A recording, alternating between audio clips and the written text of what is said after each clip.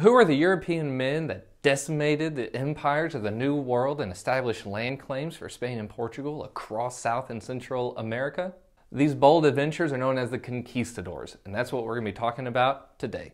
Who were the Conquistadors? To answer that question, we have to take a look at 16th century inheritance laws in Europe.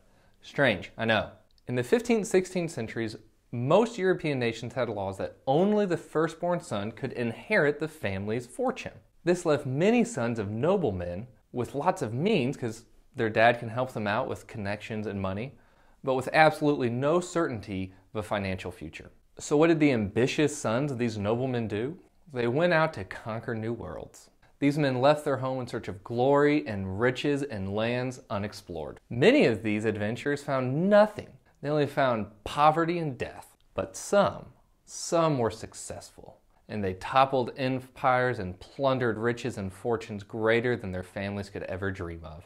Let's take a look at three notable conquistadors. The first one we'll talk about is Cortez. Cortez is best known for laying waste to the Aztec Empire, one of the two most powerful empires in the Americas in the 16th century. What's even more impressive is Cortez had a relatively small band of warriors, only about 600.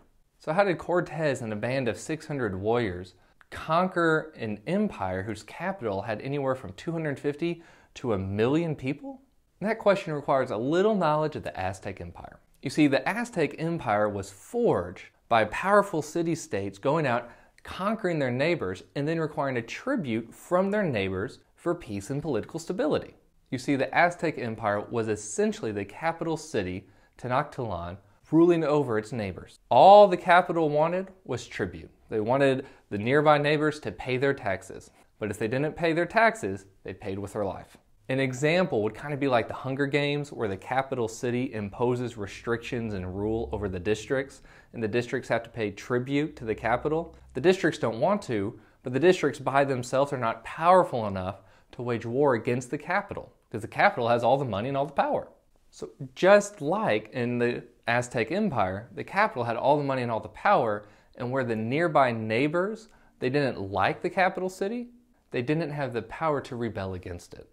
That is, until Cortez appears on the scene. Cortez and his men are able to ally themselves with each of the groups that are very disgruntled and dissatisfied with Aztec rule.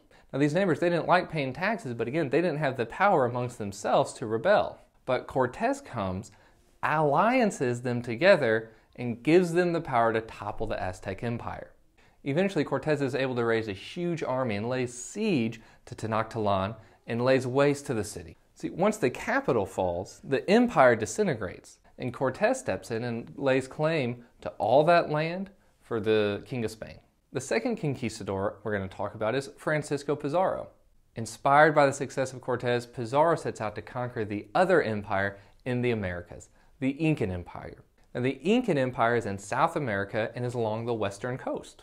Although his first two expeditions failed, Pizarro's third time was a charm.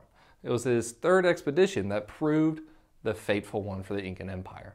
In 1532, during the decisive battle of Cajamarca, Pizarro captures the Incan emperor. Once Pizarro has captured the emperor, he demands a king's ransom, or an emperor's ransom. He tells the emperor to fill a large room completely with gold, and then fill that same room twice over with silver. The emperor does this, but Pizarro executes him anyway for trying to conspire against Pizarro. In just 1 year after that decisive battle, Pizarro marches on Cusco, the capital city of the Incan Empire, and takes it over. And just like with the Aztecs, once the capital city falls, the empire disintegrates and Pizarro claims all that land for Spain. And the third notable conquistador we'll talk about is Francisco Coronado. Now, unfortunately for Coronado, he was one of the more unsuccessful conquistadors. If he was unsuccessful, why are we talking about him? Because Coronado was the first European to explore the lands of what we know today to be the Southwest United States. You see, Coronado had heard that somewhere in what we know to be the Southwest United States, there were 7 cities made completely of gold. So he convinced 1,000 men to go with him on an expedition. And that expedition went through Texas, Oklahoma, into Colorado, through the Grand Canyon, and then back, exploring large amounts of land. He was the first European to see the Colorado River, the first European to see the Grand Canyon, and who knows what else. And while Coronado didn't find the 7 cities of gold, spoiler, they didn't exist, he did chart and claim all that land for Spain. Do you have any questions about the conquistadors? Let us know in the comments below.